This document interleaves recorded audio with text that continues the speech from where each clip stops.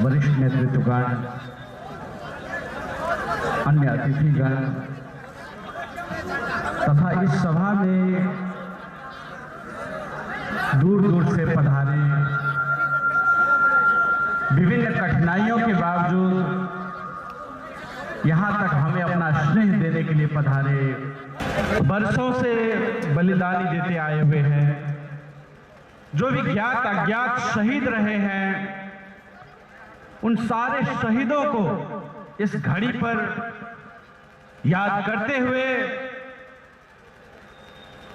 उन शहीदों के कुछ नामावली भी है। यहाँ पर ये गजेंद्र बाबू का भूमि रहा है, रामराजा बाबू का भूमि रहा है, और एक से एक वीर योद्धा यहाँ पर पैदा हुए हैं। उन्हीं में से श्री राजीव राउत जी, रामकृष्ण राउत जी, वीरेंद्र राम जी, नागेश्वर यादव जी, दिलीप शाह जी, और यहाँ पर मलेट के कांड में शहादत हासिल हुए सज्जन मेहता जी, पीताम्बर मंडल जी, वीरेंद्र महतो जी, आनंद शाह जी, इंद्रदेव यादव जी लगाए समस्त ज्ञात अज्ञात शहीदों को भी आज हम सभी मिलकर कोटि कोटि यहाँ से नमन करना चाहते हैं।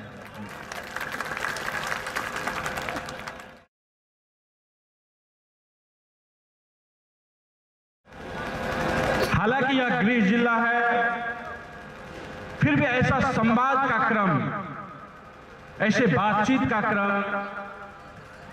एक दूसरे की भावना को समझने का क्रम बहुत ही विरल अवसर प्राप्त होता रहा है।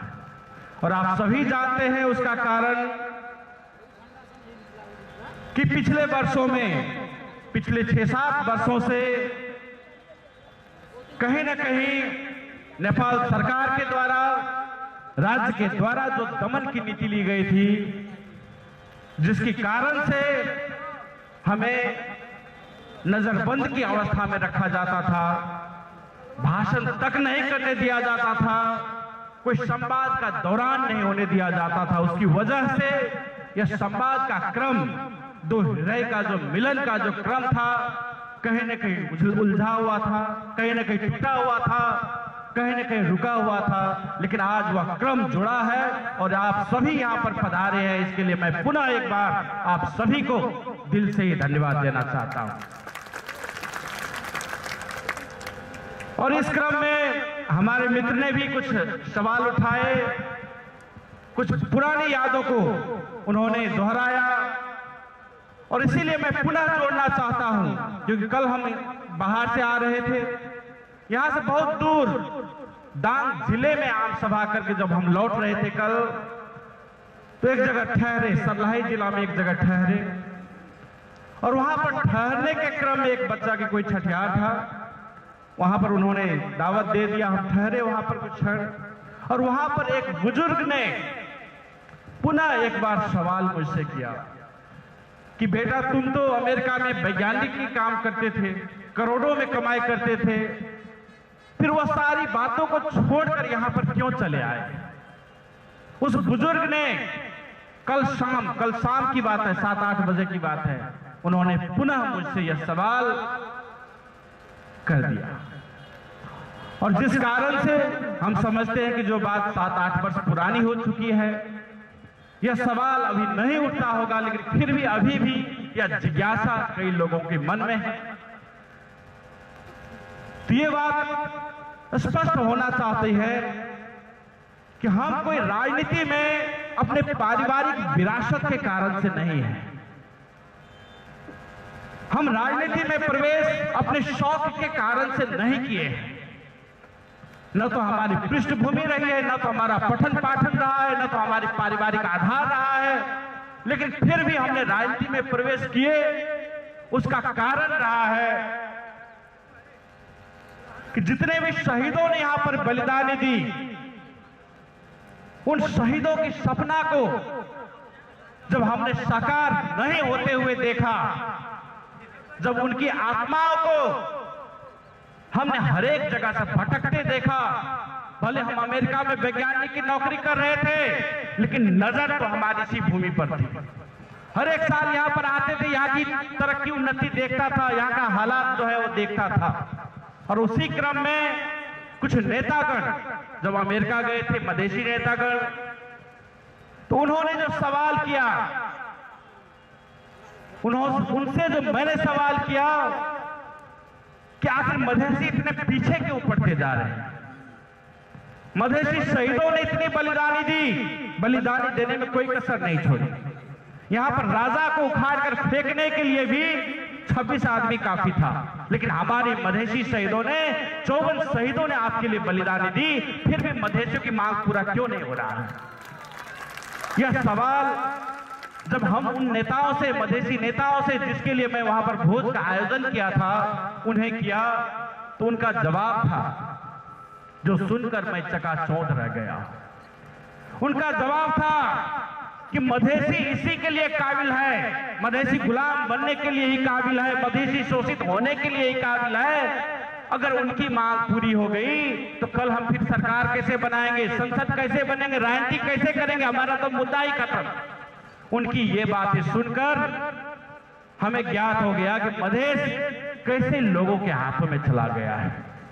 मधेसी जनता का कोई दोस्त नहीं था। उन्होंने तो 54 बलिदानी दे दी।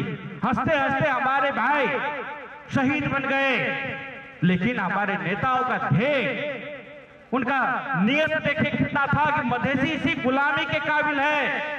अगर उनकी मांग पूरी हो गई, अगर वो रोजगार पाने लगे, उन्हें घर में समृद्धि आ गई, उनका मांग पूरा हो गया, तो हम फिर राजनीति कैसे करेंगे। यह नेता सब वह सोचते थे। और इसी बदौलत वहां पर एक डिस्कशन और हो गया। मेरे घर महादेवा है, यहीं पर एक बेलायत के साथी आए थे, और वह बेलायत के जो साथी आए तो शायद वो ऐसे घर नहीं देखे होंगे दूसरी जगह। उन्होंने अंग्रेजी में यह शब्द कहा, जब हमने अपने गांव को पूरा घुमाए तो उसने घर शब्द का इस्तेमाल नहीं किया, हाउस शब्द का इस्तेमाल नहीं किया। उसने क्या कहा, स्लम, इट्स स्लम कह के कहा। मतलब झोपड़पट्टी है, यहाँ घर नहीं है, आपके गांव में कोई घर नहीं है, खाली झोपड़पट्टी है। हमने झोपड़पट्टी घूम के देख लिया, उन्होंने ये शब्द कहा। और वही बात हमने नेताओं के सामने रख दी कि हमारे एक दोस्त ने तो कहा था कि भाई उसको मधेश में कहीं घर दिखाई नहीं देता है, जहां जाते हैं खाली झोपड़पट्टी दिखाई देता है, वो उसका घर ही दिखाई देता है। और वो नेता कहने लगे, नहीं ऐसी बात नहीं है, मधेसियों ने काफी तरक्की कर ली है, अब मधेश में कोई झोपड़पट्टी नहीं रहा। ऐसा तर्क उन नेताओं ने किया। और मुझे भी कहीं ना कहीं शंका लग गया कि हो न हो मैं इतने बरस से हो बाहर रहता हूं, या हो न हो मैं मेची से महाकाली जाकर नहीं देखा, हो सकता है सप्तरी में झोपड़पट्टी ही हो, दूसरे जिला समृद्ध बन गया हो। वही देखने की जिज्ञासा मुझ में जागी कि भाई आखिर मधेश समृद्ध तो नहीं हो गया। इतनी सारी लोगों ने बलिदानी दी, राष्ट्रपति भी मधेसी बन गया, उपराष्ट्रपति भी मधेसी बन गया, विदेश मंत्री भी मधेसी बन गया, गृह मंत्री भी मधेसी बन गया। हो सकता है मधेश अब समृद्ध हो गया हो। यह सोचकर देखने के लिए, खुद उसी नेता की बात पर देखने के लिए मैं वहां से 1 महीना के ठीक बाद यहां मधेश में लौटा। और मैंने पहला काम जो किया, शहीदों की माला पर, शहीदों की प्रतिमा पर यहां पर माला अर्पण करके वहां से मेची से महाकाली यात्रा के लिए निकल गया। और उस दौरान में जो हमें देखने को मिला, जो गरीबों की हालत देखने को मिला, जो किसानों की हालत देखने को मिला, जो रिक्शा वालों की हालत देखने को मिला, जो विद्यार्थियों की हालत देखने को मिला, जो मजदूरों की हालत देखने को मिला, वह अपने आप में ऐतिहासिक है। अगर हमारे घर में, हमारे गांव में लोग कोई बात कहता कि भाई ये बना दो, तो ये समझा जा सकता है, ये स्वाभाविक है। अपने परिवार के लोग कहेंगे कि 10 लाख रुपया दे दो, 20 लाख रुपया दे दो, काम है। अपने गांव के लोग भी कहेंगे कि एक पुल बना दो, एक सड़क बना दो, स्वाभाविक है, क्योंकि उस समाज ने हमें बड़ा किया है। लेकिन जब यहां से, इस कोसी नदी से, इस सप्तरी जिला से 1000 किलोमीटर दूर कंचनपुर जिला में जब मैं था और वहां पर से वापस लौट रहा था, करना वहां की जो महाकाली नदी है, वहां से जब वापस लौट रहा था देखकर, तो वहां पर एक कमैया कमलरी जो विस्थापित होकर झोपड़पट्टी में सड़क किनारे में बना के बैठे थे, उसमें मैं घुस गया। और वहां पर जब मैं घुसा तो वहां के लोग पैर पकड़कर रोने लगे। जो 80 बरस 70 बरस की वृद्धा थी, जिसकी भाषा मैं पूरा समझ भी नहीं सकता था, वो लोग रोने लगे और कहने लगे, क्योंकि कुछ साथियों ने परिचय करा दिया कि अमेरिका से आया हुआ वैज्ञानिक है, तो वहां के लोग रोने लगे कि बाबू 2 धूर जमीन 4 धूर जमीन भी आप जैसे भी हमें दिलवा दो, हम जो है जैसे भी यहाँ पर अपने बाल बच्चा को रखना चाहते हैं, नहीं तो यहाँ से पुलिस भी मारकर भगाती है। वो कह के मेरा पैर पकड़कर रोने लगे। और वह घटना देखने में जितना छोटा था उतना ही वह भावुक था, उतना ही आंखों में वो नमी लाने वाला था, उतना ही भावुक बना देने वाला था। क्योंकि अगर आपके गांव के लोग कुछ मांगे तो ये बात समझा जा सकता है, आपके घर के लोग कुछ मांगे तो समझा जा सकता है, आपके जिला के लोग कुछ मांगे तो समझा जा सकता है, लेकिन यहां से 1000 किलोमीटर दूर के लोग, जिससे हमारा कोई रिश्ता नाता नहीं था, जिसकी भाषा तक हम नहीं समझ सकते थे, वो लोग में इतनी आशा थी मेरे प्रति कि वो पैर पकड़कर रोने लगे कि भाई जैसे भी हमें बचा दो। और उसी वक्त मैंने फैसला किया कि भाई अमेरिका तो ऐसे में विकसित है, अमेरिका में हम जैसे हजारों वैज्ञानिक वहां मौजूद है, वो तो ऑलरेडी रॉकेट भेजता है चंद्रमा पे, वहां पर हमारे नहीं भी रहेंगे वैज्ञानिक तो भी अमेरिका जी लेगा, तो भी चलेगा, लेकिन हमारी जरूरत इस भूमि को है, इसमें जिसे महाकाली तक के जो है भूखंड, वहां की जनता को है। उस वक्त हमने ठान लिया। इसी भीड़ में हमारे गांव के कई लोग भी मौजूद होंगे, और मैं आज उनका नाम लेके कहता हूं, यहाँ पर भजो काका भी होंगे। उनसे मैंने ऐसे ही पूछ लिया गांव में आया तो कि काका आपको क्या चाहिए, इस गांव में विकास के लिए क्या चाहिए। हमने अपने काका के पास पूछ लिया, गांव के ही काका का। और आप सब जानना चाहते हैं मैं राजनीति क्यों आया, तो वो एक प्रमुख कारण तो मैंने दे चुका, दूसरा कारण दे रहा हूं। तो काका ने कहा, और जैसे भी कोई भी नेता जाता है, कहीं भी बड़ा आदमी जाता है, तो यही पूछता है कि यहाँ पर विकास के लिए क्या चाहिए, यही पूछ देता है। और गांव के लोगों का भी आंसर फिक्स रहता है, क्या चाहिए, तो बाटो घाटो चाहिए, यही कहते हैं अधिकांश लोग। कहीं भी जाइए पूछ लीजिए तो कहेगा बाटो घाटो बना दीजिए, एक पुल बना दीजिए, या स्कूल बना दीजिए, या धर्मशाला बना दीजिए। यह रेडीमेड आंसर जनता ने भी अब सीख लिया, नेता ने भी सीख लिया पूछना, और जनता ने भी वो जवाब देना सीख लिया। और हमने भी वही बात पूछ लिया कि भाई पूछने में क्या जाता है, पूछ लेते हैं। और भजो काका ने जो जवाब दिया वह भी दूसरा कारण है। उन्होंने जवाब दिया कि यहाँ की जो खेत है, यहाँ की जो खेत देखते हो, यह बंजर पड़ा हुआ है, इसमें कोई सिंचाई की व्यवस्था नहीं है, तो हो सकता है तो 2 जगह बोरिंग ही करवा दो, हम सब ठीक है, उनका जवाब था। अब इसमें कोई आश्चर्य नहीं लगता है, लेकिन हमने फिर उसको क्या कहा कि लोग से पूछते हैं तो लोग कहते हैं बाटो घाटो चाहिए, और हमारे महादेवा गांव में अभी भी जाएंगे तो आपको शायद इतना कीचड़ मिलेगा, ठेकुन भर कीचड़ में खाल में चल के आज भी जाना पड़ता होगा। तो हमने वैसे फिर से जवाब में पूछ लिया कि आपको बाटो घाटो नहीं चाहिए, सब लोग तो यही कहते हैं कि बाटो घाटो चाहिए, आपको बाटो घाटो नहीं चाहिए, आपके घर के पास में तो इतना ठेकुन भरा कीचड़ है, खाल पड़ा हुआ है, आपको बाटो घाटो नहीं चाहिए। और उनका जो जवाब सुना मैं, वह दूसरा कारण है। उन्होंने कहा कि बाबू अगर मेरे बच्चे के पेट में 2-4 दाना रहेगा ना, तो ठेकुन भर कीचड़ में क्या, यहां तक गर्दन तक कीचड़ में भी हेल के चला जाएगा, लेकिन पेट में सबसे पहले दाना चाहिए। और उसके लिए हमें पहले सिंचाई चाहिए, तब जाके हमारे बच्चे के पेट में दाना आएगा, और तब जाके वो कहीं चल सकेगा।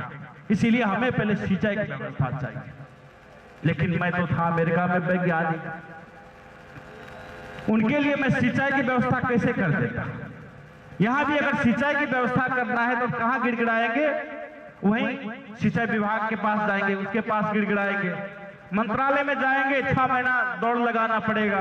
और मैं तो यहाँ आया था बस 15 दिन 20 दिन के लिए, और वही हुआ, मंत्रालय में जाकर मैंने एक लेटर दिया, लेकिन वो भाई ऐसे थोड़ी करता है, आपको 6 महीना लगाना पड़ता है, 10 दिन दौड़ लगाना पड़ता है, तब जाकर 2 बोरिंग आपको मिलेगा।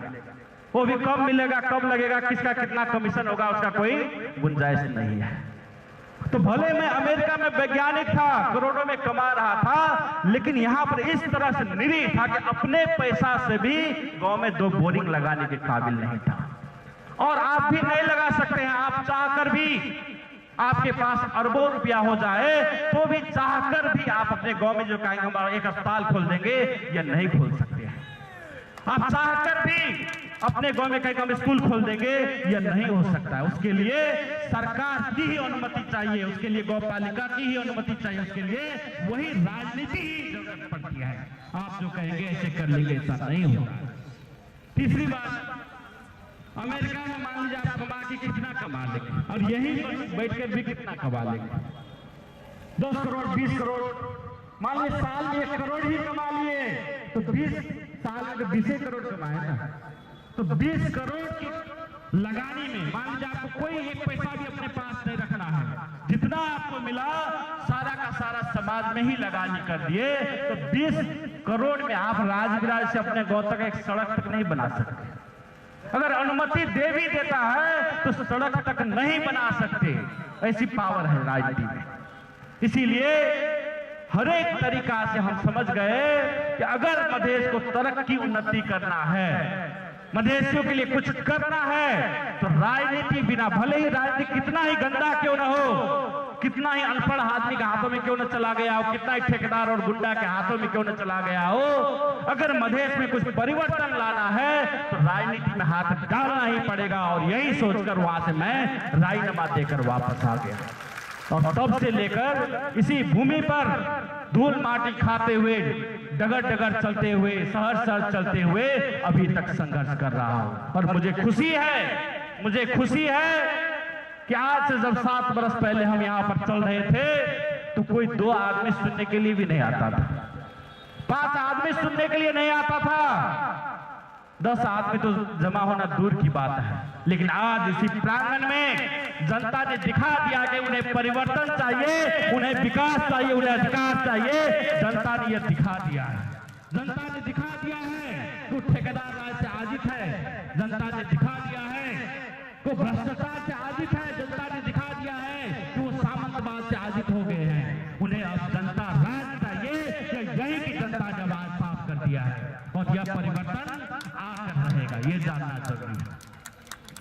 और उसी क्रम में जब हम सब संघर्ष करने के लिए उतरे तो इसी तरह संवाद का क्रम जब आगे बढ़ा तो नेपाल सरकार से रहा नहीं गया। नेपाल सरकार ने देखा कि ये तो सच्चाई फैला रहा है, अगर जनता तक सच्चाई पहुंच गई तो जनता तो उठ जाएगी, जनता जाग जाएगी, वो अपना अधिकार लेने लगेगी।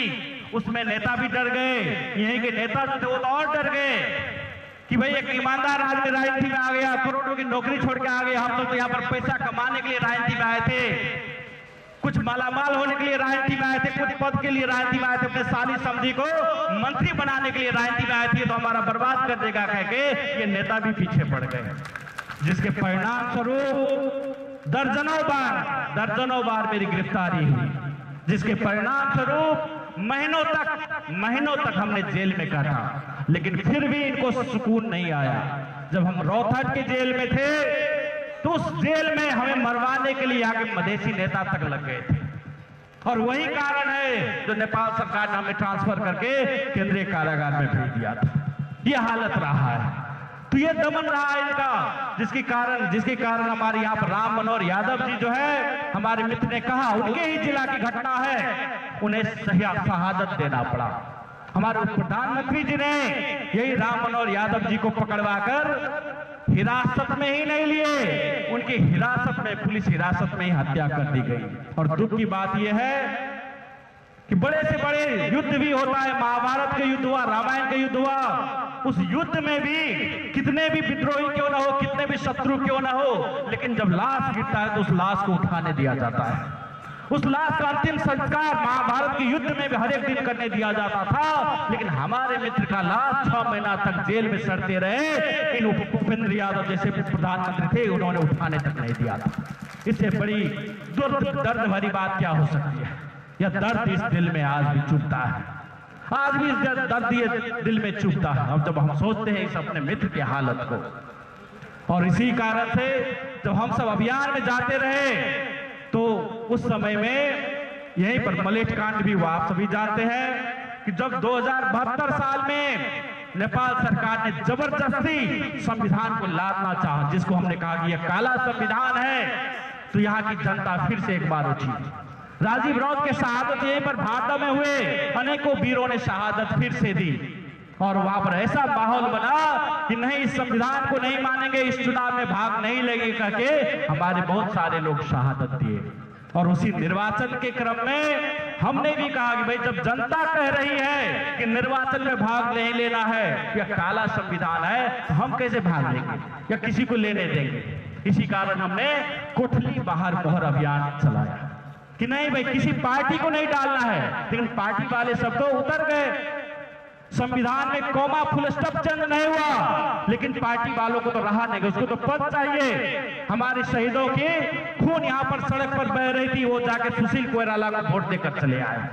हमारे शहीदों का खून बह रहा था, वहीं पर केपी शर्मा ओली को वोट देकर आ गए। हमारे शहीदों का खून यहाँ पर बह रहा था, उसी विद्या भंडारी को वोट देकर इन्होंने जिता कर आया। उसी केपी शर्मा ओली के सरकार को समर्थन देकर ये सब वापस आ गए। और जब मलेट कांड हुआ उस समय यहाँ पर छटपटा रहे थे। आप सभी यहाँ पर बहुत सारे वहां के गवाह होंगे, साक्षी होंगे मलेट घटना के। वो कहता था कि नेकपा को सूर्य छाप को मधेश में नहीं उतरने देंगे, जिसके कारण संजय मेहता लगाए कई लोग यही मलेट में शहादत दे दी। लेकिन इन्होंने कुछ नहीं सुनी। जब अवसर का बात आया तो मंत्री बनने के लिए फट से निर्वाचन में भाग ले लिए। और जब हमने कोठली बाहर मोहर अभियान चलाया और उस क्रम में भी काफी दमन किया गया। नेपाल सरकार ने भी दमन किया। यहाँ के जो गुंडे थे, राजपा के गुंडे थे, फोरम के गुंडे थे, कांग्रेस के गुंडे थे, एमआलए के गुंडे थे, वो लोग भी जगह जगह जाके हम पे दमन करने लगे, जनता को बहकाने लगे, जनता को भड़काने लगे, जनता में भ्रम छींटने लगे। और उसी समय जनता भी कहने लगे कि देखो बाबू, ऐसे हालत में हम कैसे आपको समर्थन करेंगे। यहाँ पर हर एक जगह से दमन हो रहा है, शोषण हो रहा है। आपको तो कहता है कोठली बाहर भी मोहर मारेंगे तो भी पुलिस पकड़ के ले जाएगी। तो जनता ने ही आह्वान किया, जनता ने वह जनमत दिया कि अगर आप कोई चुनाव चिन्ह लेके आते हैं, आप भी अपनी पार्टी गठन करने के आते हैं, तो हम समर्थन देने के लिए तैयार हैं।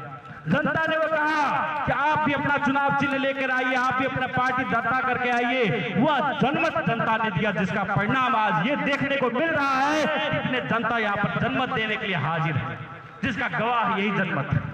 तो उसी जनमत को कदर करते हुए हम सब ने जनमत पार्टी का गठन किया है। उसी जनमत, इसलिए पार्टी का नाम भी जनमत पार्टी इसीलिए रखा गया है।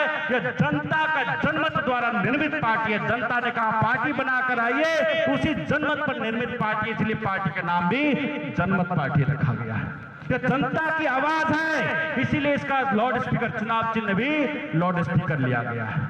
यह जानना जरूरी है। तो जनता ने जब कहा, जनता ने आदेश दिया, तो उससे बड़ा आदेश कहीं का नहीं होता। जनता जनार्दन होती है, जनता से बड़ी शक्ति कुछ भी नहीं होता है। जनता के आगे किसी एक व्यक्ति की महत्वाकांक्षा कोई मायना नहीं रखता है। जनता ने कहा पार्टी बनाकर आइए, चुनाव चिन्ह लेकर आइए। तो यह जनमत पार्टी निर्वाचन आयोग में दर्ता नंबर 1 से 50 लेकर दर्ता हुई है और जनता के बीच में अपना लाउड स्पीकर चुनाव चिन्ह लेकर आई है। ये जानना जरूरी है।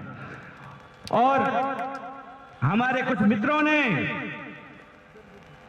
कहा होगा, यहाँ पर बहुत सारे भ्रम भी फैला देते हैं। जब हमारी जनमत पार्टी बनी तो बहुत लोगों को मधेश में मिर्ची लगी, बहुत लोग छटपटाने लगे, तिलमिलाने लगे, बहुत लोगों को तो मिर्गी लगे, क्योंकि वो लोग भ्रष्टाचार करते आ रहे थे, जनता को ठगते आ रहे थे, जनता से बार बार ठग कर वोट लेते आ रहे थे। और उनको तो अब मिर्ची लगना स्वाभाविक था, क्योंकि जो भ्रष्टाचार करके जनता को ठग कर वो आ रहे थे, उनका वह दुकान अब बंद होने वाला था। ईमानदारों की पार्टी जनमत पार्टी आने की वजह से उन्होंने अनेक भ्रम फैलाना जनता में शुरू किया कि देखो ये तो समझौता करके आ गए। तो याद रखिए, यहाँ पर कोई भी मांग पूरा हुआ है तो जनता के द्वारा ही समझौता करके ही पूरा हुआ। माओवादी को लेके लीजिए, 17,000 आदमी को मरवा दिए, 17,000 आदमी का खून बहा दिए, लेकिन फिर अंत में किया क्या? समझौता करके ही आए मूल राजनीति में। सूडान में 25 बरस तक युद्ध चला, 22 लाख आदमी मरे, लेकिन अंत में फिर क्या हुआ? समझौता ही हुआ। तो बिना समझौता के यहाँ कुछ भी नहीं हो सकता है। आप कुछ भी हासिल करेंगे, जनमत संग्रह भी कराएंगे, तो उसके लिए पहले समझौता ही होगा। तो उस समझौता से घबराना कैसा? जो भी कुछ होना है वो तो समझौता के तहत ही होना है। और हमने कोई छुप कर उन जैसा समझौता नहीं किया था। हमने सर्वोच्च स्तर पर, सबसे ऊंचे स्तर पर जो होता है समझौता, वह समझौता किया था। सरकार को झुकाकर, सरकार को अपने आंदोलन के आगे झुकाकर वह समझौता किया था। उनके जैसे किसी पार्टी या व्यक्ति से समझौता नहीं किया था। हमने किसी भी देश से समझौता करेंगे, अमेरिका में आप समझौता करेंगे तो अमेरिका का सरकार सबसे बड़ा हुआ, उससे करेंगे। भारत में समझौता करेंगे तो भारत सरकार से करेंगे, और नेपाल में करेंगे तो नेपाल सरकार से समझौता करेंगे। उससे बड़ा वो स्तर कुछ भी नहीं होता है समझौता का। हमने इसीलिए नेपाल सरकार से सबसे उच्च स्तर पर जाके, सर्वोच्च स्तर पर जाके वो समझौता किया है। दूसरे पार्टी की तरह किसी पार्टी से केपी शर्मा ओली के साथ समझौता नहीं किया है। केपी ओली साथ के समझौता वो लोग किए। उसका बिल्ला हर एक जगह देखने को मिलेगा, एक जगह नहीं, दो जगह नहीं, बार बार आपको देखने को मिलेगा। अभी कुछ दिन पहले ही राजपा वाले ने सिर्फ 2 सीट के लिए, राष्ट्रीय सभा में 2 सीट के लिए किससे समझौता किया, यह डॉक्यूमेंट आपको हर एक जगह मिलेगा। यह समझौता केपी शर्मा ओली और राजेंद्र महतो के बीच में, राजपा अध्यक्ष के बीच में। यह है ओली के साथ बिकना, इसको कहते हैं। तो नेकपा के सिर्फ 2 सीट के लिए समझौता करके आ गए, 2 सीट के लिए समझौता करके आ गए। ऐसे समझौता इन्होंने ही नहीं किया, उपेंद्र जी ने बार बार किए हैं। उपेंद्र जी ने भी बार बार किए। ये 2075 जेठ 14 गते की समझौता है। इन्होंने भी नेपाल कम्युनिस्ट पार्टी और संघीय समाजवादी फोरम नेपाल बीच को सहमति पत्र, इन्होंने नेपाल सरकार के साथ भी नहीं किया है। इन्होंने वही नेकपा एमाले के साथ समझौता किया। साइन करने वाले कौन है इनके में? एक और है केपी शर्मा ओली का साइन है, दूसरी ओर उपेंद्र यादव का साइन है। ये कहता है उपेंद्र यादव को ओली के साथ साइन करके पूरा मधेश को बेचना, इसको कहते हैं। हमने हमारे समझौता पत्र पे दिखा दीजिए तो कहां पर है वो ओली का साइन? कहीं पर नहीं मिलेगा, क्योंकि हमने सर्वोच्च स्तर पर जाकर, सबसे ऊंचे स्तर पर जाकर समझौता किया है। और इनके जैसे गोप्य कमरे में बैठकर इस तरह से समझौता नहीं किया है। ये लोग जब समझौता करते हैं, फोरम जो समझौता करते हैं, राजपा जो समझौता करते हैं, तो अंधेरे कमरे में बैठ जाते हैं, वहां पर कोई साक्षी भी नहीं रहता है, और ये ड्राफ्ट तो पहले से तैयार होता है। ये जाकर सिर्फ छाप लगाते हैं, उनका जी हुजूरी करते हैं और वापस चले आते हैं। हमने उस तरह से समझौता नहीं किया है। हमने ऐसा समझौता किया है जो आज तक नेपाल के इतिहास में ऐसा समझौता कोई इवेंट माओवादी के साथ नहीं हुआ था, ऐसा समझौता किया था। जो समझौता खुलेआम पहले घोषणा करके किया गया था कि हम अब समझौता में जा रहे हैं, खुलेआम सभी को मालूम था, पत्रकार को मालूम था, देश को मालूम था, विदेश को मालूम था, वो खुलेआम हुआ था। उसका साक्षी पूरा देश रहा है, पूरा टीवी पे लाइव हो रहा था। कभी नेता को समझौता लाइव देखे आप? कभी किसी नेता की, नेताओं के औकात है तो लाइव पर आके कहीं पर समझौता करिए तो चुपचाप जाता है, पैसा लेता है और छाप लगा के चले आता है अंधेरे कमरे में। ऐसा समझौता ये लोग करते रहे और मैं देश को बेचते रहे। लेकिन हमने पूरे देश की जनता को साक्षी मानकर, पूरे सारे टेलीविजन पे लाइव आ रहा है, देश की जनता देख रही, विदेश की जनता देख रही है। और वह समझौता नेपाल सरकार के साथ समान स्तर पर, आज तक किसी ने समान स्तर पर समझौता नहीं किया था, जिसके देखकर बहुत शासकों को भी तिलमिली लगी हो तो दुई देश बीच भएको समझौता जस्तो। शासक पर कहने लगे कि तो दुई देश बीच भएको समझौता जस्तो। ऐसे समान स्तर पर आज तक समझौता करने का औकात किसी नेता में नहीं हुई। ऐसा समझौता करके आए थे और उसके तहत हमने विजय हासिल किया था। हमने कोई समझौता भी नहीं, हमने वो विजय का दस्तावेज घोषणा किया था। हमने वहीं से, आप सब जिसने भी लाइव देखा होगा उसको मालूम होगा, हमने वहीं से कहा था यो हाम्रो विजय भएको हो। समझौता करते ही उसी मंच पर हमने लाइव कहा था यो हाम्रो विजय भएको हो, हाम्रो एउटै माग थियो। अब की बार एक ही माग, जनमत संग्रह का ऐलान, र त्यो माग पूरा भएर यो सम्झौता भएको, यसलाई कसैले अन्यथा अर्थ नलगाओस् कहकर हमने वह विजय की घोषणा भी उसी मंच पर कहकर किया था। हमने इन दलालों जैसे जाके पूरा मधेश को बेच करके केपी शर्मा ओली के साथ बेचकर वो प्रधानमंत्री बनने के लिए वो समझौता नहीं हुआ। हमको कहा गया आपको कौन सा पद चाहिए, प्रधानमंत्री चाहिए, कौन सी मंत्री चाहिए? हम कहे आप देने वाले कौन होते हैं? आप देने वाले कौन होते मालिक? जिस दिन हमारी औकात होगी हम खुद अपना बना लेंगे, हम खुद अपना पद ले लेंगे। आपको देने की जरूरत नहीं है, मधेसी जनता खुद अपना अधिकार ले लेगी, आपको देने की जरूरत नहीं है। जिस दिन हमारी औकात होगी हम खुद अपना अधिकार बना लेंगे, अपना अधिकार छीन कर ले लेंगे। यह कह के हमने वो समझौता किया है।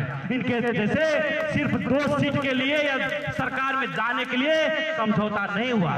तो ये बात आपको जब भी कोई गांव में जाकर भ्रम फैलाता है, इसका फोटोकॉपी रखिए, उसके मुंह पे मारिए, मुंह पे दिखा दीजिए उनके कार्यकर्ताओं पे कि कैसे वो लोग मधेश के शहीदों के रगत के साथ खून के बेचते रहे, क्या उनके मुंह पर मार कर दिखा दीजिए। ये बात है। और ये एक बात नहीं हुआ है, यहाँ तो और जानना जरूरी है, क्योंकि मलेट में शहीदों को क्यों मरवाए थे? मलेट में 5 शहीदों को क्यों मरवाए थे? कि सूर्य छाप रहे और न दिन होना, सूर्य छाप को निषेध करना है, मधेश में आने नहीं देना है। लेकिन अभी इसी समझौता में क्या लिखा है उन्होंने? नेपाल कम्युनिस्ट पार्टी नेकपा का उम्मीदवार ले सहयोग, यानी कि यहाँ पर देखिए अभी वही नेता लोग क्या कर रहे थे, सूर्य छाप में मतदान करो कह के अभी बड़े बड़े वही नेता सब जो मधेसियों को मरवाने के लिए उकसाए थे मलेट में, वो अब सूर्य छाप के झंडा के नीचे में आकर सूर्य छाप जिंदाबाद का नारा लगाते हैं और सूर्य छाप में मोहर लगाने के लिए मधेसी जनता को अनुरोध करते हैं। ऐसे गद्दार लोग सब, जिसका प्रमाण यहाँ पर है, सूर्य छाप के झंडा के नीचे वही आदमी सब, वही राजपा के अध्यक्ष, वही राजपा के मंत्री, वही राजपा के नेतागण सब आकर यहाँ पर भाषणबाजी दे रहे। आज वो तो सूर्य के छतरी के नीचे आ गए, वो मधेसी रहेगा, ये जानना जरूरी है। तो कोई भी आदमी आपको दिग्भ्रमित करने की कोशिश करता है तो ये बात जानना एकदम जरूरी है। और उनको मिर्ची लगना चाहिए, उनका रातों का नींद भी हराम होना चाहिए, क्योंकि उन्होंने मधेश को लूटा है। हर एक वराध्यक्ष से लेकर गौपालिका अध्यक्ष से लेकर प्रदेश सरकार से लेकर यहाँ पर भ्रष्टाचार किया है, तो उनका नींद हराम होना चाहिए, क्योंकि मधेश को लूटते रहे। और अब ईमानदारों की पार्टी, साधुओं की पार्टी, जनमत पार्टी जो आ गई, तो उनकी नींद हराम होना ही चाहिए। और इस पार्टी के विषय में हमारे मित्र अब्दुल खान ने बहुत सारी बात बता दी है। तो इन पार्टी का मूल राजनीतिक विचार जो है वह सामुदायिक स्वराज का रहा है। जब हरेक जनता को, यहाँ पर माँ बहन बैठी है, यहाँ पर वृद्ध चाचा जी बैठे, यहाँ पर अपरांग भी बैठे होंगे, सभी को ये लगे नहीं ये तो मेरा सरकार है, ये तो मेरा राज्य है, ऐसा महसूस जब होने लगे, उसी को जनता राज कहते हैं। वह जब महसूस होने लगे, ऐसा शासन व्यवस्था लाने का काम जनमत पार्टी का है। जो भी भ्रष्टाचार हो रहा है, उस भ्रष्टाचार को जड़ से ही उन्मूलन करने का काम जनमत पार्टी का है। घर घर में एक रोजगारी लाने का काम जनमत पार्टी का है। और इस प्रदेश को आत्मनिर्णय का अधिकार देने का काम भी जनमत पार्टी का है। इस तरह से हमारे राजनीतिक विचार के विषय में हमारे मित्रों ने भी कह दिया है, इसीलिए उस पर मैं ज्यादा नहीं जाना चाहता हूं। और अगला यहाँ पर जो जंगल राज है उसको खत्म करके और आगे बढ़ने के लिए हमें जनता राज लाने के लिए आगे बढ़ना, ये कहना चाहता हूं। अब आप कहेंगे क्या मतलब, जैसे दूसरे पार्टी थे वैसे ये पार्टी भी निकल जाए, ऐसा भी आप कभी कभी लगता होगा। इसके विषय में हमारे मित्र ने भी कहा था कि वृक्ष में कौन सा फल लगेगा वो उसका बीज कहता है। वो बीज कहता है अगर 2 जोड़ चप्पल जिस नेता को खरीदने का औकात नहीं था, वो अगर नेता बनेंगे करोड़पति बनने के लिए ही बनेंगे ना। और वही हुआ, जिस नेता को सुनसरी में 2 जोड़ चप्पल खरीदने का औकात नहीं था, आज 100 करोड़ का मालिक बन गया। तो वो क्या करेंगे? वो तो लूटेंगे ही मधेश को, बर्बाद करेंगे ही। तो बीज को देखना जरूरी है। लोग नेता बनते, पद नहीं मिला, माओवादी में पद नहीं दिया तो फोरम बना लिया। कांग्रेस ने देखा कांग्रेस का कुछ नहीं होने वाला, देखा मधेश में आंदोलन उठ गया तो कांग्रेस से राजीनामा देके तमोलोपा बना लिया।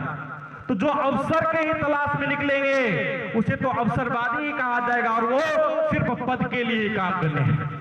तो वो फर्क है। लेकिन जनमत पार्टी में कौन जुड़ता है? जो अपनी जान पर खेलने के लिए हर हमेशा तैयार रहा है, जिसको आप पिछले 7 बरस से देख रहे हैं कि गले में अपने फांसी का फंदा भी लेकर घूमता है, वो कभी मरने से डरता नहीं, कभी कहीं झुकता नहीं। ऐसे लोगों की पार्टी जनमत पार्टी है। यह एक जैसा कैसा होगा, उन नेता जैसा कैसा होगा यह पार्टी? जब बीज ही फर्क है, ये फर्क रहेगा।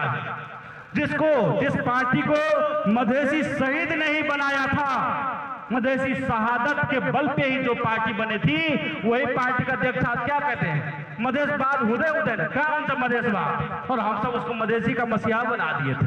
जो खुद कहता है मधेशवाद कौन सा, और आज क्या किए, ले दे के जो है उस पूरे पार्टी को ले दे के मधेश के नाम पर यहाँ पर वोट मांगे, पार्टी बनाए मधेश के नाम पर, और ले दे के जाके बाबूराम भट्टराय के चरण में सौंप आया, और आज उसका अध्यक्ष बाबूराम भट्टराय बन गया। वो कभी मधेसी पार्टी हो सकता है? यहाँ पर साइन देखिए, एक और बाबूराम भट्टराय का साइन है और एक और उपेंद्र यादव का साइन है। वो पूरा का पूरा पार्टी को बेचकर बाबूराम भट्टराय के चरण में आ गए। ऐसी पार्टी मधेश के हित में कभी कर ही नहीं सकता है, कभी हो ही नहीं सकता है। ये जानना जरूरी है।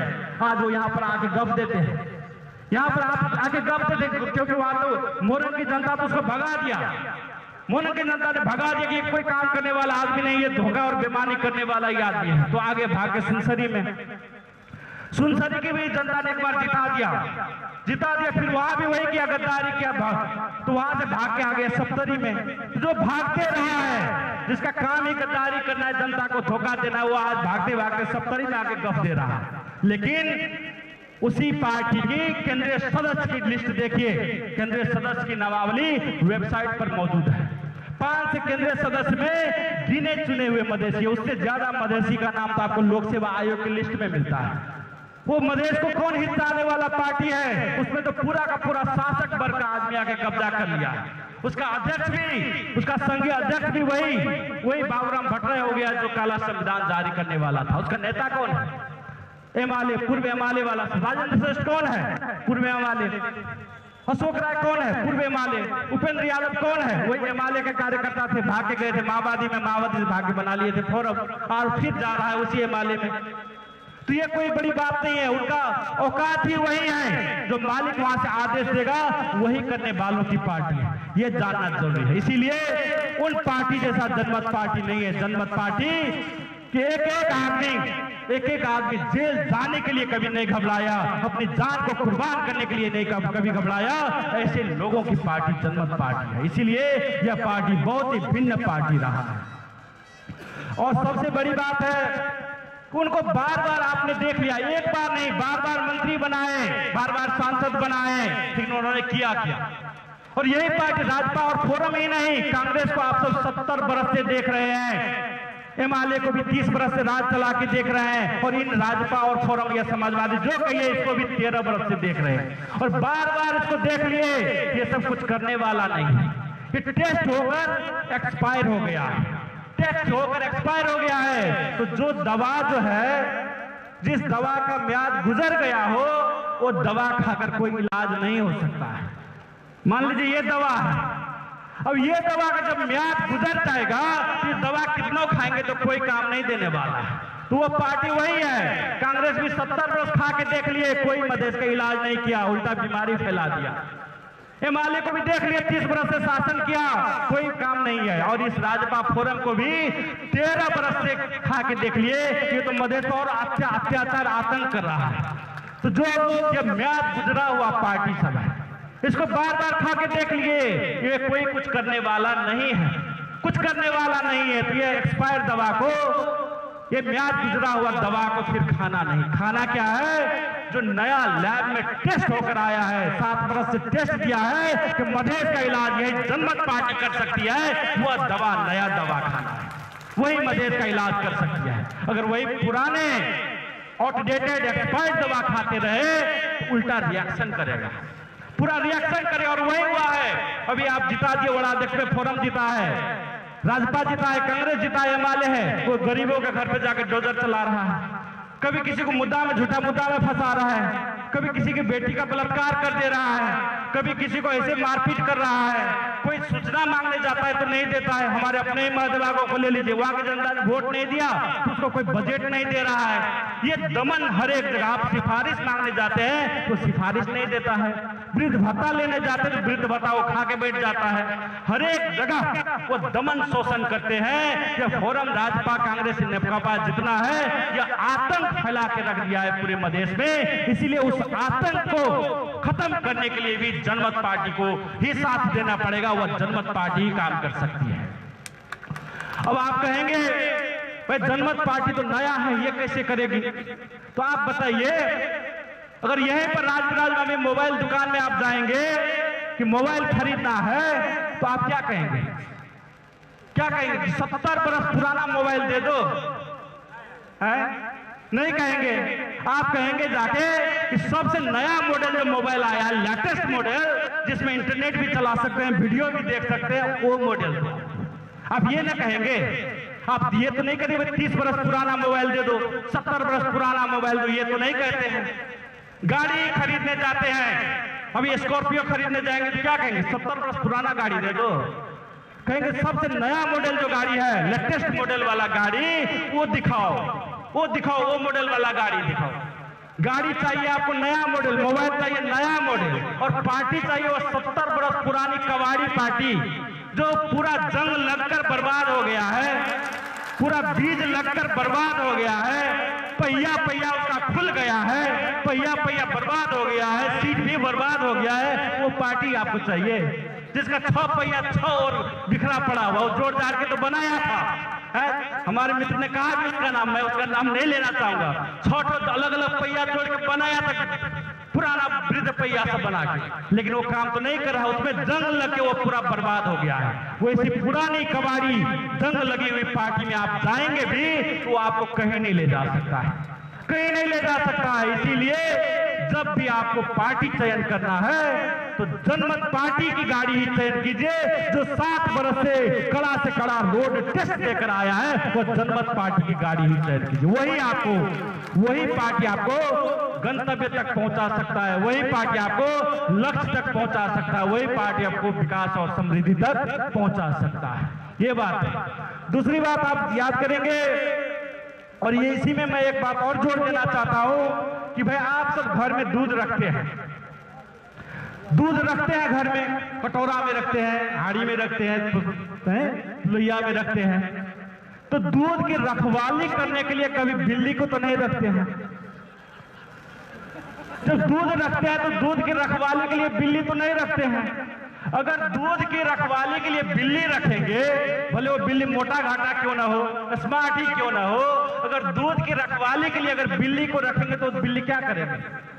दूध तो पिएगी ही। उसी तरह मधेश को रखवाली करने के लिए अगर शासक वर्ग की पार्टी को चयन करेंगे या उसका दलाल को चयन करेंगे, तो आंख आपका झपका वो पूरा मधेश को निकल जाएगा, पूरा मधेश को बर्बाद करेगा। इसीलिए कभी भी मधेश की रखवाली के लिए शासक वर्ग की पार्टी और उसके दूत को भी, ये राजपा सपा जो है ये उसका दूत है, ये अलग नहीं है, आप तो देखे रहे, उसका अध्यक्ष भी वही है, उसको संचालित भी वही से है। उसके दूत को कभी चयन नहीं करना है।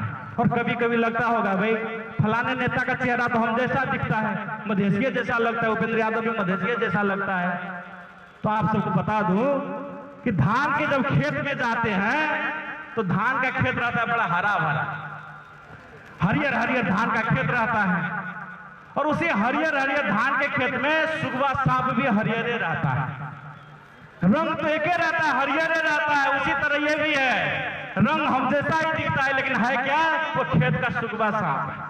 इसको अगर अपना समझकर पकड़ने की कोशिश करेंगे तो डसेगा ही, और मधेसियों को यह आज तक डसता ही रहा है, यह साबित भी किया है। इसीलिए उस रंग पे खाली नहीं जाना है, वो देखना है कि यह जहरीला सांप उसी शासक के द्वारा भेजा गया आदमी सब, उसी शासक की पार्टी हवाले से फुट कर आई थी, मधेसियों को गुमराह किया, 10 बरस से यहाँ पर अधिकार विहीन किया, और फिर वापस वहीं पर जा रहे। ये बात जानना है। तो हमें उस सुगवा सांप को भी पहचानना है, और ज्यादा पहचानिए। क्यों? जो सांप दूर से ही दिखाई देगा उससे बचना आसान है, लेकिन जो घास में, हरा रंग का घास में हरे रंग का सांप छुपा रहेगा, वो तो कभी भी डस सकता है, उससे आप बचना मुश्किल हो जाता है। वो तो अपना जैसा दिखता है, आपके बीच में ही रहेगा, उससे बचना थोड़ा मुश्किल होता है, लेकिन हमें सावधानी से बचना है, ये जानना है। अब कुछ लोग कहेगा भाई आपके पार्टी में खाली युवा सब देखते हैं नेतृत्व में, भाई ये तो हमारा स्ट्रेंथ है, यही तो हमारी पार्टी की काबिलियत है कि आज युवा लगे हैं जो इतिहास की धारा को भी बदल के रख देता है। ऐसी युवाओं की पार्टी है। दूसरे पार्टी में क्या है? दूसरे पार्टी में कल परसों ही है एक पार्टी के विद्यार्थी संघ में 48 बरस उम्र का आदमी नेवी संघ का अध्यक्ष ही बना है। बताइए, 48 बरस की उम्र में वो विद्यार्थी नेता ही वो पार्टी में पैदा होता है, उस पार्टी में वो नेता कब बनेगा? और उसको भी कैसे आदमी पैदा होता है? जिसको पास सूटकेस है, जो सूटकेस लेके जाता है वही आदमी उसमें नेता बनता है। ये बड़ा अवसर है कि आपके पास पैसा नहीं है, आपके पास उम्र नहीं है, आपके पास कुछ नहीं है, तो भी राजनीति करने का सबसे बड़ा अवसर जनमत पार्टी है, क्योंकि इसमें राजनीति करने के लिए किसी को सूटकेस दूसरे पार्टी जैसा देना नहीं पड़ता। अभी जैसे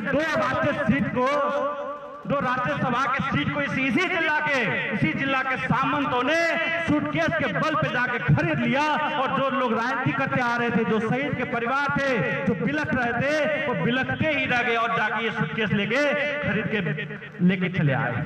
तो उन जैसा इस पार्टी में सीट बिकता भी नहीं है, इसीलिए अब बहुत अच्छा प्लेटफॉर्म है युवा के लिए, वृद्ध के लिए, सबके लिए अच्छा प्लेटफॉर्म है, ताकि इसमें निस्वार्थ भाव से लगकर वो अपना काम कर सके। ये जानना जरूरी है। अब कोई नेता सब कहेगा कि भाई हमारे पार्टी में रहोगे तो हम तुमको बचा देंगे, कोर्ट कचहरी में बचा देंगे, अदालत में बचा देंगे। तो हमको बताइए, सबसे पुरानी पार्टी तो यहाँ पर कांग्रेस है। जो कांग्रेस पार्टी का अपना ही बड़ा नेता आफ्ताब आलम अभी जेल में सड़ रहा है, वो अपने बड़े नेता आफ्ताब आलम को नहीं बचा पा रहे, वो आपको क्या बचाएगा? सोचने वाली बात यह है, जो नेकपा का जो है सभामुख कृष्ण बहादुर मेहरा खुद जेल में सड़ रहा है, उसको नेकपा खुद नहीं बचा पा रहा है, वो आपको क्या बचा सकता है? जो राजपा रेशम चौधरी को नहीं बचा सका, उसका दर्जनों के सैकड़ों कार्यकर्ता अभी भी जेल में सड़ रहा है, वो किसी को क्या बचा सकता है? और जो फोरम का अध्यक्ष या समाजवादी का अध्यक्ष खुद अब गौर नरसंहार में जेल जाने वाले हैं, पहले मैं तुम अपना तो बच लो, फिर दूसरे को बचाना। अब खुद कब कौन भ्रष्टाचार में जाने वाले, क्योंकि सब इन नेताओं ने जो भ्रष्टाचार किया है सबका फाइल वहां पर बंद है। गौपालिका अध्यक्ष से लेकर वड़ा अध्यक्ष से लेकर इसके पार्टी का अध्यक्ष का फाइल अख्तियार में बंद वहां पर मौजूद है। ये जानना जरूरी है, ये किसी को सुरक्षा नहीं दे सकता है। और मैं दावे के साथ कहता हूं कि पूरे देश में, पूरे जेल में कहीं भी आपको एक भी जनमत पार्टी का कैडर नहीं मिलेगा। हमारी पार्टी ऐसी सुरक्षित पार्टी है कि आज तक भी एक कार्यकर्ता को न तो हिरासत में रहने दिया है, न तो जेल में रहने दिया है। ऐसी सुरक्षित पार्टी जनमत पार्टी रही है, इसलिए इस जनमत पार्टी में जुड़ी, ये जानना जरूरी है। और कुछ लोग ये कहेंगे कि भाई हमारे बाप दादा तो कांग्रेस में थे, हमारे बाप दादा तो फोरम थे, हम कैसे इस पार्टी में लग जाएंगे? भाई जिस नेता का ठिकाना नहीं है, आपके खुद अध्यक्ष कभी एमएलए थे, कभी माओवादी हो गए, कभी समाजवादी हो गए, कभी बाबूराम भट्टा के चरण में गए, कभी प्रचंड के चरण में जाते। जिन नेता का ठिकाना नहीं है कि कब कहाँ रहेंगे, जो कभी सद्भावना थे, कभी कमलोपा बन गए, कभी राजपा बन गए, खुद ठिकाना नहीं है, उसको चाय से ज्यादा केटली गर्म होने की जरूरत नहीं है। जिस नेता का खुद ठिकाना नहीं, वो कहाँ जाएंगे? उसके कार्यकर्ता को आंख मूंद कर जनमत पार्टी में लगना है, क्योंकि यही जनमत पार्टी जनता की पार्टी। ये जानना जरूरी है, एकदम जानना जरूरी है। और ये जानना भी जरूरी है कि हम सब देखिए, राजनीति का या तो शिकार हो सकते हैं या तो राजनीति में भाग ले सकते हैं। किसी को विकृष्टता हो जाएगा, भाई सभी को देख लिया, सभी तो ऐसे ही है, अब हम राजनीति में भागे नहीं लेंगे, ऐसी भी विकृष्टता किसी को जाग सकते हैं। तो सिर्फ एक बात इसमें याद रखना है कि अगर आप राजनीति में भाग लेते हैं परिवर्तन करने के लिए, तो कम से कम 50% चांस तो है ना सफल होने के। अगर लगेंगे ही नहीं, सब कुछ छोड़ देंगे, तो वहां पर कौन आएगा? वही ठेकेदार आएगा, वही गुंडा राज आएगा, वही भ्रष्टाचारियों का राज आना सुनिश्चित है। तो कम से कम आज लगते हैं तो 50% संभावना तो है कि हम मिलकर प्रदेश को संवार देंगे, सुधार देंगे। अगर लगे ही नहीं तो हमारा पतन उन गुंडा राजों के हाथ में होना सुनिश्चित है। ये बात जानना जरूरी है। और मैं कहना चाहता हूं कि इसके लिए इंतजार नहीं कीजिए कि भाई अगले चुनाव तक देख लेते हैं, पहले माहौल तो बनाइए, बाद में हम आ जाएंगे। नहीं, इस पार्टी में काम का मूल्यांकन होता है। ये दूसरे पार्टी जैसा नहीं कि भाई सूटकेस 2 करोड़ का सूटकेस लेके आएंगे और नेता बन जाएंगे। ये काम का मूल्यांकन करने वाली पार्टी है। अगर आपको नेतृत्व तक पहुंचना है तो आज ही लगना होगा। और क्या है, ये बोतल अगर खाली रहेगा तब नहीं इस बोतल में पानी डाल सकेंगे।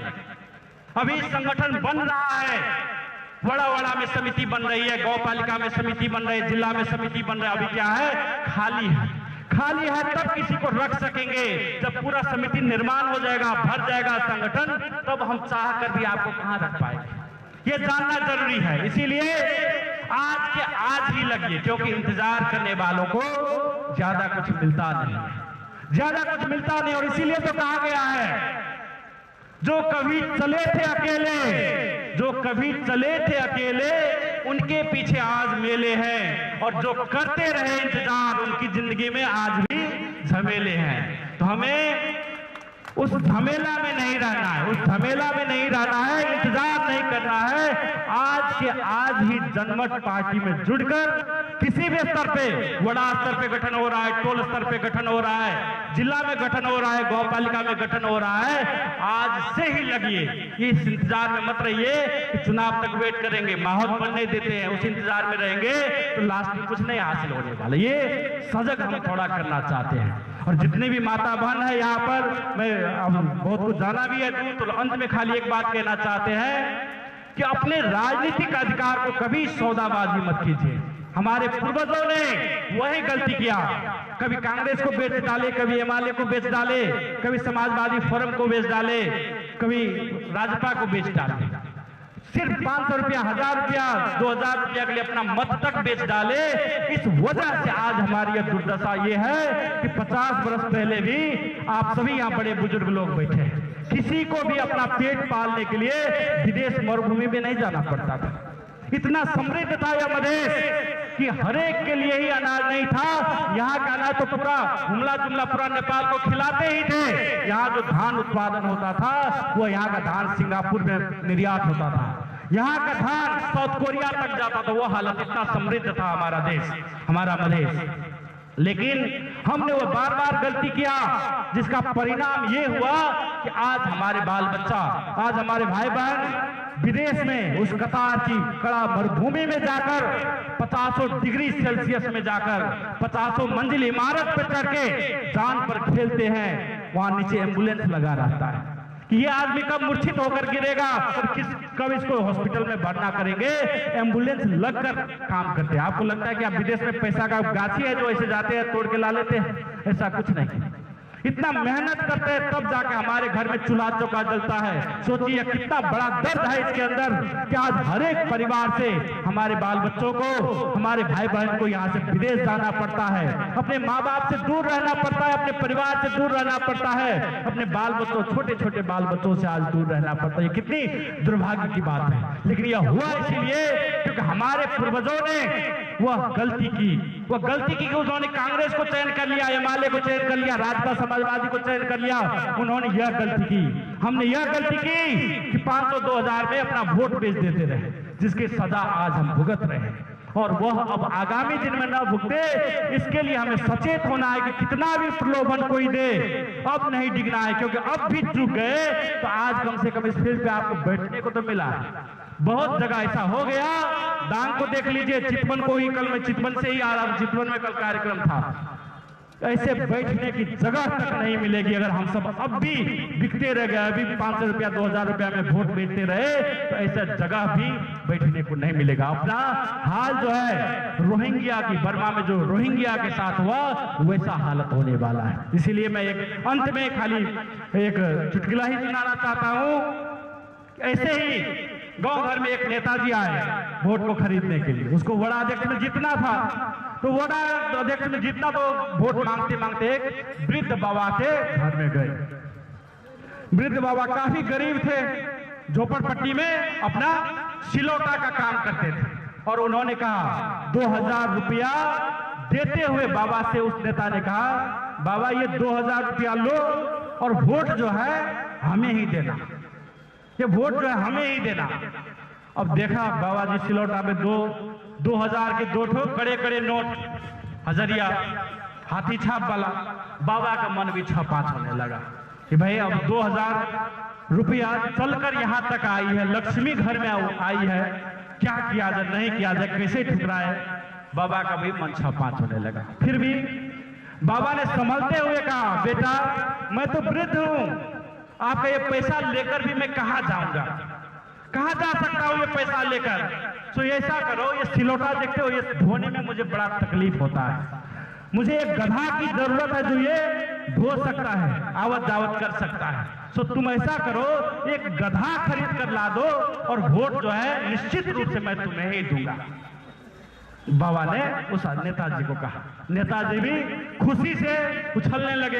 एक वोट तो बाबा जी ने जुबान दे दिया, एक वोट तो मेरा पक्का हो गया, क्योंकि खुशी से उछलने लगे। और नेताजी वहां से गधा खरीदने के लिए रवाना हो गए। नेताजी यही कुनौली हटिया गए पहले गधा खरीदने के लिए। वहां पर पूछा है भाई गधा का दाम क्या है, तो कहता है 1 लाख मालिक। नेताजी का दिमाग तिलमिला गया। फिर आए उधर से, यहाँ खिलाड़ी के पास में दूसरा हटिया लगा था मवेशी का, उस हटिया में पूछे कि इस गधा का दाम क्या है, वहां कहता है 1.25 लाख। फिर वहां से भागते भागे हनुमान नगर के पास में आए, वहां भी एक हटिया लगा था गधा का। वहां पर पूछते हैं भाई इस गधा का दाम क्या है, वो कहता है 75,000। नेताजी अब उतने तक शाम भी हो गई थी। नेताजी गुस्से के मारे तिलमिलाते हुए फिर अपने गांव आए और उसी बाबा जी के पास में गए और वो 2,000 रुपया ऐसे लेके बाबा जी के आगे पटक दिए और कहे बाबा ये 2,000 रुपया ही रखो, कि 2,000 रुपया में कहीं भी गधा नहीं मिला मुझको, ये 2,000 रुपया ही रखो और वोट हमको ही देना। ऐसा करके पटक दिया। तब जाके बाबा भी थोड़ा आंख ऐसे कर गिरते हैं और तब कहते हैं ऐ बाबू, जब 2,000 रुपया में आपको एक गधा नहीं मिला तो हमारी औकात उस गधा से भी गया गुजरा है, तो आप 2,000 रुपया में हमें खरीदने चले। तो कम से कम हम वैसे गधा और मवेशी से भी गिरा गुजरा हुआ मत बने, अपने राजनीतिक अधिकार को पहचाने। लोग कितना और प्रलोभन देता है, 2,000-4,000 में आपके वोट खरीदने की कोशिश करता। याद रखिए उस वोट के साथ आपके बाल बच्चे का भविष्य जुड़ा है। अगर अच्छे आदमी को आप जिताए रहते, हर एक गौ पालिका में इतना 10-10 करोड़ 15-15 करोड़ का बजट है, आपके बाल बच्चों को विदेश जाना ही नहीं पड़ता, यहीं पर रोजगारी होती। लेकिन आपने उसी 2,000-4,000 के चक्कर में ऐसे नेता को बना दिया, सिर्फ भ्रष्टाचार करना जानता है, उसे रोजगारी से आपकी सुख सुविधा से कोई मतलब नहीं। वो तो आपका वृद्ध भत्ता तक वो खा जाता है, विद्यार्थी के लिए छात्रवृत्ति आता है वो भी खा जाता है, और आपके घर पे उल्टा डोजर चला देता है। इसीलिए राजनीतिक अधिकार को हमें नहीं बेचना है और हर एक हाल में हमें जनमत पार्टी में लगकर जनता राज को लाना, इतना ही मैं कहना चाहता हूं। और अंत में जोर से नारा लगाइए।